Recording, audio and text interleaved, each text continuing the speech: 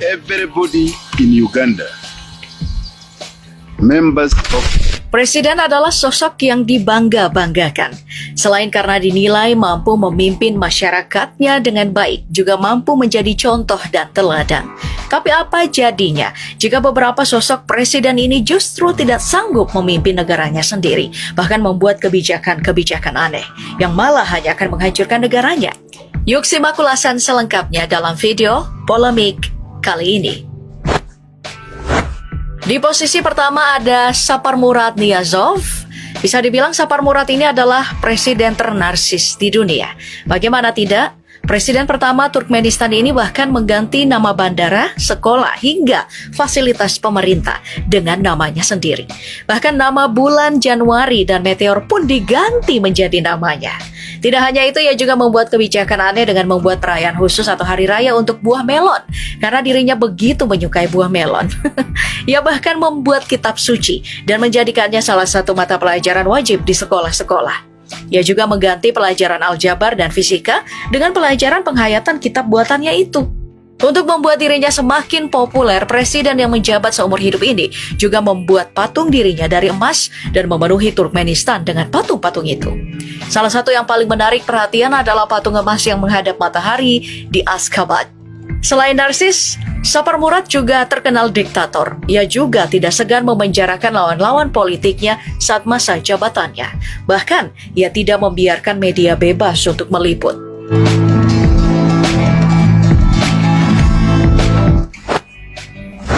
Selanjutnya ada Sani Abacha.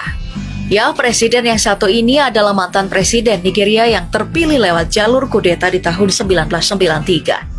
Kondisi Nigeria yang saat itu sedang berada dalam situasi yang menyedihkan dan tidak stabil dimanfaatkan oleh Sani Abacha untuk menggulingkan presiden sebelumnya. Ia membuat penduduk Nigeria percaya bahwa dirinya bisa mengatasi situasi ini.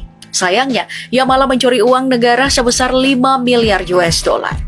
Tak hanya itu, saat dirinya sudah berkuasa dalam beberapa waktu, ia berubah menjadi lebih diktator lagi.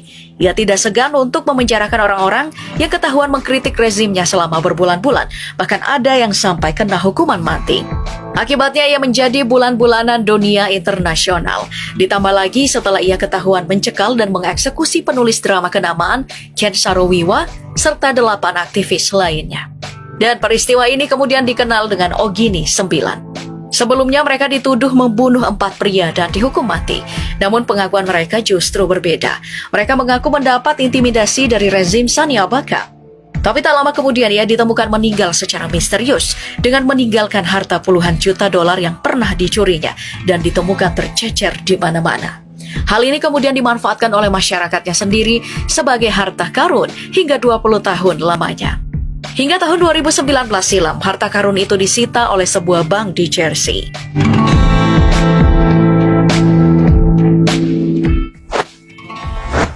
Well, jika Sani Abacha hanya ketahuan mengeksekusi beberapa orang saja, mantan Presiden Uganda, Idi Amin Dada, mungkin lebih kejam lagi. Aksi kanibalisme yang dilakukan Amin justru lebih mengerikan. Isunya ia membunuh dan memakan daging musuhnya sendiri. Ia juga diisukan menyimpan kepala mayat yang dibunuhnya di dalam lemari pendingin dan mengajaknya bicara. Pria yang juga berhasil menjadi presiden setelah melewati kudeta presiden sebelumnya ini ternyata tidak membuat kondisi Uganda semakin baik. Sebaliknya, negara ini menjadi lebih hancur dari sebelumnya.